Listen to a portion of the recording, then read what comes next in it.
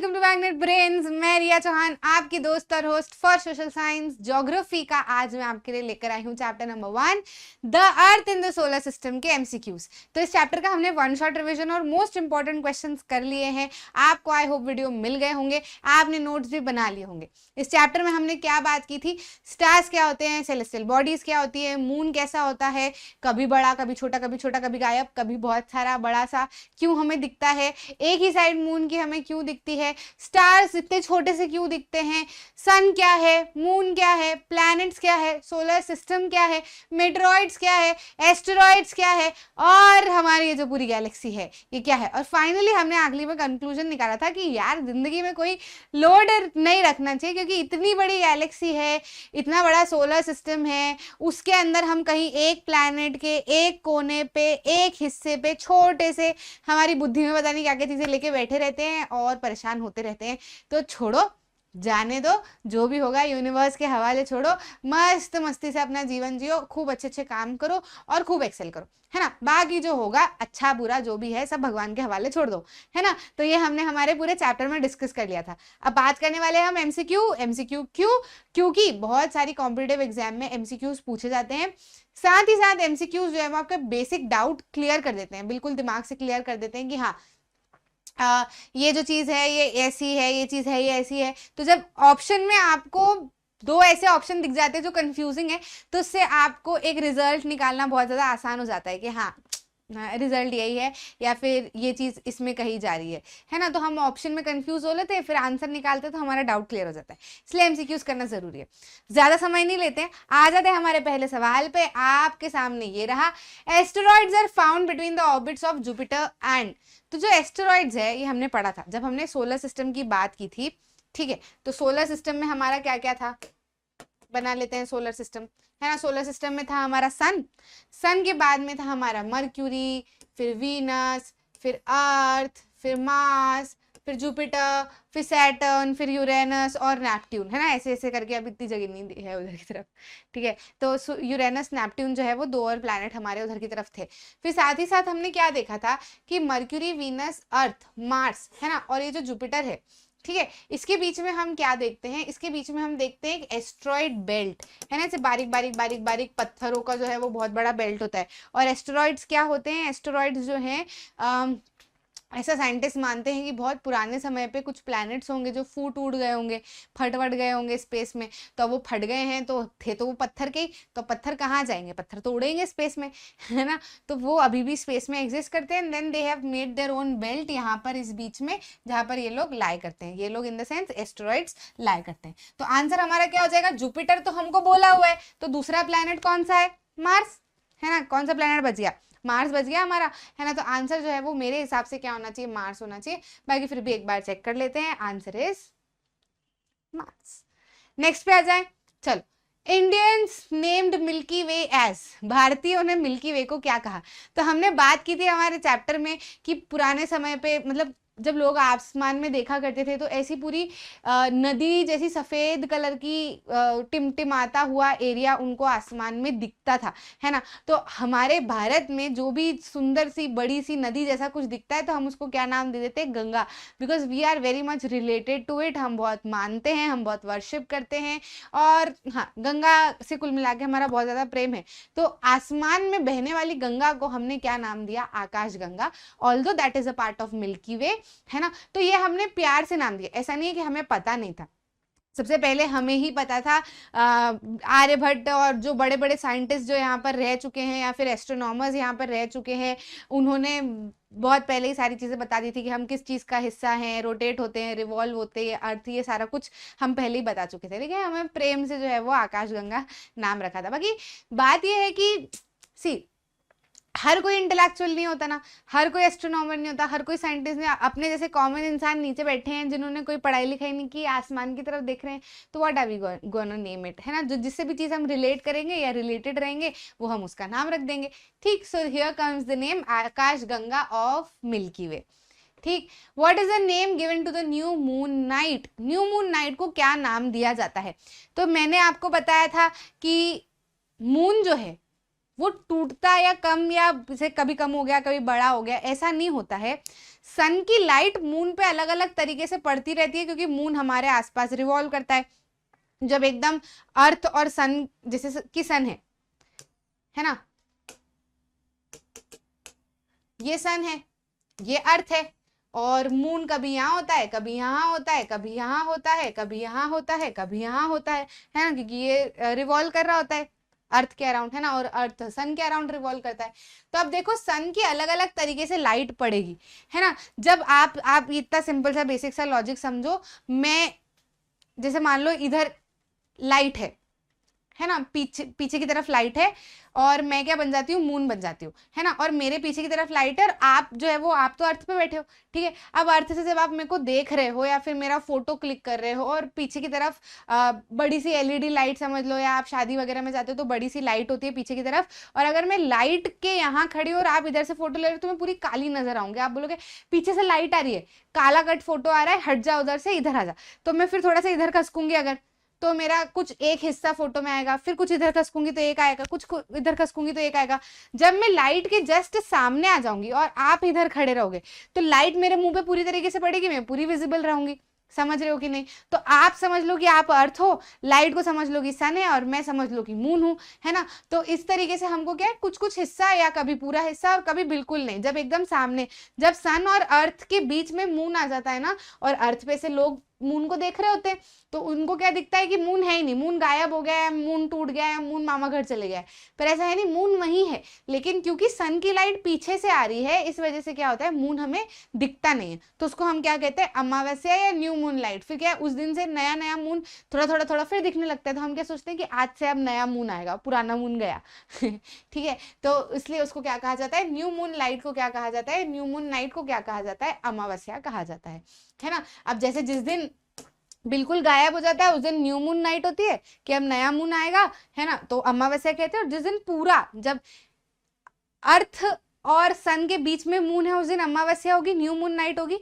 और जब सन के एकदम अपोजिट, यानी कि इधर की तरफ, और अर्थ बीच में है ना, तो उस दिन क्या होता है, पूरा मून दिखता है, क्योंकि लाइट सामने आ गई, अब एकदम चमचमाता पूरा मून दिखेगा हमको बड़ा सा। तो उस दिन हम क्या कहते हैं, पूर्णिमा, यानी कि पूर्ण मून, पूर्ण मतलब पूरा, फुल मून, है ना। तो फुल मून नाइट, पूर्णिमा किसको कहा जाता है, पूर्णिमा को कहा जाता है।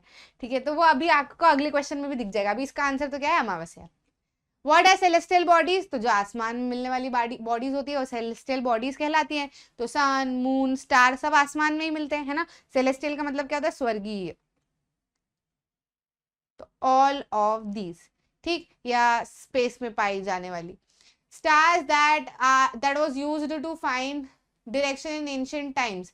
स्टार ऐसा तारा जिसकी मदद से पुराने जमाने में लोग डायरेक्शन पता करते थे। पहले कंपास वगैरह तो हुआ नहीं करता था, सुबह रहती थी, तो सुबह क्या कर लेते थे वो, जिधर से सन उगा है ना, या फिर जिधर से ढल रहा है, सुबह को ऐसे देख लेते थे कि सन जिधर से उगा है वो ईस्ट है ना। तो एक डायरेक्शन कोई सी पता चल जाए, उससे हम सारी डायरेक्शन निकाल लेते हैं। ईस्ट है तो ईस्ट के अपोजिट वेस्ट होनी है, ईस्ट के राइट में नॉर्थ होना ही है, और नॉर्थ के अपोजिट साउथ होना ही है, तो ऐसे पता चल जाता। सुबह का काम हो गया। शाम का काम ऐसे हो जाता था कि जिधर की तरफ ढल रहा है तो वो वेस्ट साइड है, जाहिर सी बात है, तो वेस्ट पता चल गई, तो बाकी सब। रात के समय पे कैसे डायरेक्शन निकालते थे, तारों की मदद से। नॉर्थ स्टार जो है वो हमेशा झिलमिलाता रहता है, आसमान में हमेशा दिखता रहता है। नॉर्थ डायरेक्शन पता चल गई तो सब पता चल गया। तो नॉर्थ स्टार को देख के, नॉर्थ स्टार को पोल स्टार भी कहा जाता है, हम हमारी पौराणिक कथाओं में उसको ध्रुव तारा भी कहते हैं, है ना। वो हमेशा नॉर्थ डायरेक्शन में ही रहता है, एक ही जगह पे रहता है, बस नॉर्थ पता चल गया तो नॉर्थ के राइट में जो है, नॉर्थ के राइट में जो है वो क्या हो जाएगा, वेस्ट हो जाएगा, और वेस्ट के अपोजिट ईस्ट हो जाएगा, और नॉर्थ के अपोजिट साउथ डायरेक्शन हो जाएगी। तो ऐसे डायरेक्शन पता कर ली जाती थी। तो आपका ऑप्शन में नॉर्थ स्टार या पोल स्टार दोनों में से कोई सा भी दिख जाए आप टिक कर देना। यहाँ पे हमको नॉर्थ स्टार दिख रहा है ना, तो नॉर्थ स्टार जो है वो आंसर हो जाएगा। What is the name given to the full moon night, अभी मैंने बताया, फुल मून नाइट या पूर्णिमा, है ना। तो आंसर जो है वो क्या हो जाएगा, पूर्णिमा। न्यू मून नाइट क्या होती है, अमावस्या। ठीक। The celestial bodies which have their own heat and light are called, ऐसी celestial bodies जिनकी अपनी heat और light होती है। तो हमने जितनी भी celestial bodies पढ़ी उसमें हमने देखा कि sun की heat और light अपनी खुद की है, जो कि खुद एक तारा माना जाता है बड़ा सा, है ना। और जो दूसरे भी तारे हैं, तारों की अपनी heat और light होती है, वो गैसेस से मिलके, हॉट गैसेस से मिलके बने होते हैं, इसलिए उनकी अपनी heat और light होती है। बाकी स्पेस में जो भी चीज दिख रही है हमको, वो सन की लाइट और तारों की लाइट की मदद से ही दिख रही है, बाकी किसी की अपनी कोई लाइट नहीं है, वो ल्यूमिनस वो नहीं है ना। तो मून भी अगर हमको दिखता है चमकता हुआ तो वो मून ही है, उसकी अपनी लाइट नहीं है, लेकिन सन की लाइट क्योंकि मून पे पड़ रही होती है इसलिए हमको क्या दिखता है, मून चमकता हुआ दिखता है ना। तो यहाँ पे प्लैनेट, स्टार, सैटेलाइट में से स्टार्स जो है वो राइट आंसर हो जाएगा, बाकी किसी की भी अपनी लाइट नहीं है। ठीक, which is the most recognizable constellation, Saptarishi है ना। हम बात करके आए चैप्टर में, बहुत आसानी से दिख जाते हैं सप्तऋषि। लैटिन में उसको उर्सा मेजर नाम भी दिया जाता है, इंग्लिश में उसको बिग बियर भी कहते हैं, और सप्तऋषि की डायरेक्शन से ही हम नॉर्थ स्टार की डायरेक्शन भी निकाल लेते हैं। ठीक है, तो आंसर जो है वो क्या हो जाएगा, Saptarishi answer. How is the sky filled with after sunset and in the night, sky किस चीजों से भरा होता है सनसेट, सूर्यास्त होने के बाद में, और रात में किन चीजों से भरा होता है। तो ब्राइट और डिम दोनों ऑब्जेक्ट्स होते हैं। देखो स्काई है, जो स्पेस है, उसमें जो चीजें हैं वो है ही, ऐसा नहीं कि सुबह आएंगी रात में चली जाएंगी, रात में आएंगी सुबह चली जाएंगी, या रात में चली गई सुबह आ गई, ऐसा नहीं है, वो वही है। लेकिन हमको कभी दिखती हैं कभी नहीं दिखती हैं, because of the light of the sun, है ना। सन जो है वो रात को अस्त हो जाता है तो आसमान में अंधेरा छा जाता है ना, अंधेरा छा जाता है तो इसकी वजह से हमको ब्राइट ऑब्जेक्ट्स भी दिखते हैं। लेकिन डिम लाइट, डिम जो ऑब्जेक्ट्स होते हैं वो भी एग्जिस्ट करते ही हैं। जैसे कि मून है, मून क्या है, मून तो डिम ऑब्जेक्ट है, उसकी अपनी लाइट है क्या, नहीं, लेकिन उसके ऊपर लाइट किससे पड़ रही है, सन से पड़ रही है। ठीक है, इसलिए वो क्या हो गया, चमचमाता हुआ दिखता है। स्टार्स भी हमको दिखते हैं, तो इसलिए रात बोलो दिन बोलो, ब्राइट ऑब्जेक्ट्स डिम ऑब्जेक्ट्स दोनों ही हमको रात में दिखते हैं, है ना। तो both A and B answer हो जाएगा। The celestial bodies which do not have their own heat and light but are lit by the light of the stars are named as, ऐसी celestial bodies, ऐसी आसमान में रहने वाली bodies जो जिसकी अपनी हीट और लाइट नहीं है, लेकिन हमको स्टार्स की लाइट की मदद से वो दिखते हैं। अब सन जो है वो भी एक तरीके का स्टार ही है ना, और स्टार की लाइट की मदद से भी दिखता ही है हमको बहुत कुछ आसमान का, है ना। तो वो कौन से ऑब्जेक्ट्स हैं, तो प्लैनेट्स, है ना। प्लैनेट्स जो है वो हमको किसकी मदद से दिखते हैं, स्टार्स की लाइट की मदद से ही दिखते हैं। तो सन तो हमको खुद की लाइट है सन की, प्लैनेट की अपनी लाइट नहीं है, तो आंसर जो है वो बी हो जाएगा, प्लैनेट। ठीक, all the planets move around the sun in fixed elliptical path, that path is known as orbit. बात करके आए हम, है ना। सारे के सारे प्लैनेट एक फिक्स्ड ऑर्बिट में घूमते रहते हैं, एक फिक्स्ड पाथ में घूमते रहते हैं, उस पाथ को क्या कहा जाता है, ऑर्बिट कहा जाता है। तो आंसर क्या हो जाएगा, orbit. Why is the shape of Earth geoid? Geoid क्यों कहा जाता है, geoid मतलब अर्थ लाइक शेप। तो अर्थ का शेप कैसा है, पोल्स पे फ्लैटेंड है ना, पोल्स पे चपटा है, और जो बीच वाली साइड है उसमें बल्ज आउट है, यानी कि बाहर निकला हुआ है थोड़ा। ठीक है, तो इसीलिए उसके शेप को क्या कहा जाता है, अर्थ लाइक। मतलब ऐसा कोई दूसरा शेप नहीं, जैसे ऑरेंज जरूर आप एक तरीके से मान सकते हो, जैसे ऑरेंज है ना, ऊपर की तरफ से चपटा चपटा होता है, बाहर बीच वाली तरफ से बाहर ऐसा निकला हुआ होता है, तो बस वैसा ही अर्थ का भी शेप है। वैसे अर्थ के शेप को जो है वो जियोइड कहा जाता है। ठीक, तो it is slightly flattened at the poles, बिल्कुल सही। It is bulged in the centre, ये भी सही। तो आंसर क्या आ जाएगा, बोथ ए एंड बी, है ना। नेक्स्ट ऑप्शन क्या है, क्वेश्चन क्या है, the earth is called a unique planet due to, earth को यूनिक अनोखा प्लैनेट क्यों कहा जाता है, क्योंकि अर्थ ही सिर्फ और सिर्फ ऐसा प्लैनेट है जहां पर एयर, वाटर, लैंड, और एयर के अंदर भी ऑक्सीजन पाई जाती है। बाकी कोई सा भी ऐसा प्लैनेट नहीं है जहां पर ये चीजें सारी मिल पाए, इसीलिए अर्थ जो है वो लाइफ सपोर्टिंग है, यहाँ पे लाइफ पाई जाती है। बाकी किसी भी प्लैनेट पे लाइफ जो है वो नहीं मिलती। ऑप्शन में देख लेते हैं, it is neither too hot not too cold, बिल्कुल सही, ना ज्यादा गर्म है ना ज्यादा ठंडा है। अगर बहुत ज्यादा ठंडा हो तो बर्फ मिलेगी तो भी लाइफ एग्जिस्ट नहीं होगी, बहुत गर्म होगा तो आग के कारण हम रह ही नहीं पाएंगे, है ना। तो ये भी एक फीचर है। Presence of air and water, हाँ, हवा और पानी दोनों इसमें मिलती है, और हवा में oxygen that is a life supporting gas भी मिलता है। तीनों ऑप्शन सही दिख रहे हैं, आंसर क्या हो जाएगा, D, all of these. Why do we see only one side of the moon from the earth? ये तो मैं आपको बहुत अच्छे से समझा चुकी हूँ कि अर्थ पे हमको मून की एक ही साइड क्यों दिखती है, क्योंकि मून जो है वो अर्थ के अराउंड रोटेट और रिवॉल्व कर रहा होता है। अब जितना समय उसको रोटेट करने में लगता है ना, उतना ही समय उसको रिवॉल्व करने में भी लगता है, तो हमको एक ही साइड दिखेगी उसकी। जब तक वो वापस उस पोजीशन पे आएगा तब तक उसकी एक ही साइड घूमेगी, फिर वो अगली साइड पे घूमेगा जब उसकी दूसरी साइड हमको दिखेगी। तो इसलिए हमको सिर्फ उसकी एक ही साइड दिखती है, मतलब कभी भी दोनों साइड हमको मून की नहीं दिख पाती है। क्यों, क्योंकि रोटेशन और रिवॉल्यूशन दोनों में उसको बराबर समय लिखता है, 27 दिन का।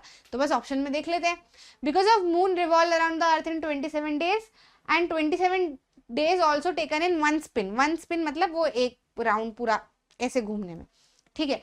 तो दोनों सही चीज है, तो ए और बी जो है वो दोनों ऑप्शन हमारे करेक्ट हो जाएंगे। Why does the moon not have condition favorable for life? Moon पे ऐसी कंडीशन क्यों नहीं है जो लाइफ के लिए फेवरेबल है? क्योंकि वहां ग्रेविटी नहीं है। अब जब ग्रेविटी नहीं है वहां पे, तो वहां पर ना हवा रह सकती है, ना वहां पे पानी टिक सकता है। पानी को भी ठहरने के लिए, ओशन बेसिन पे रहने के लिए नीचे जाना पड़ेगा। अब वो नीचे जाएगा कैसे? वहां ग्रेविटी नहीं है ना, तो क्योंकि वहां हवा भी नहीं रह सकती, वहां पानी भी नहीं है। ऑल्दो बहुत ही थिन लेयर वहां पे एग्जॉस्फेयर में ऐसी पाई गई है हवा की, बाकी that is also not like life supporting, अभी फिलहाल वो नहीं है ना। तो क्या हो जाएगा? Because of non existent of water, बिल्कुल सही। Because of non existent of air, ये भी सही। तो ए और बी दोनों करेक्ट। सी ऑप्शन जो है वो सही ऑप्शन हो जाएगा। ठीक है, तो यहाँ पे खत्म होते हैं आपके MCQs from the chapter the earth in the solar system. I hope आपको अच्छे समझ में आ गया है। बाकी बेसिक सी चीजें भी हमने क्लियर कर ली। अगर आपको कोई भी डाउट हो तो आप कमेंट सेक्शन में बता सकते हो। बाकी वन शॉट रिवीजन एक बार जरूर से देख लेना, वहां आपको सब कुछ क्लियर हो जाएगा, क्योंकि मैंने इन डिटेल में समझाया है। अच्छा लगा तो लाइक करना, शेयर करना अपने दोस्तों के साथ में, और चैनल को सब्सक्राइब जरूर करना, ताकि हम ऐसे ही आपको सारी वीडियो, सारा कंटेंट एकदम क्वालिटी वाइज फ्री कॉस्ट में पहुंचा सके, और आप अपनी लाइफ में बहुत अच्छा एक्सेल कर सके। मिलते हैं अगले वीडियो में।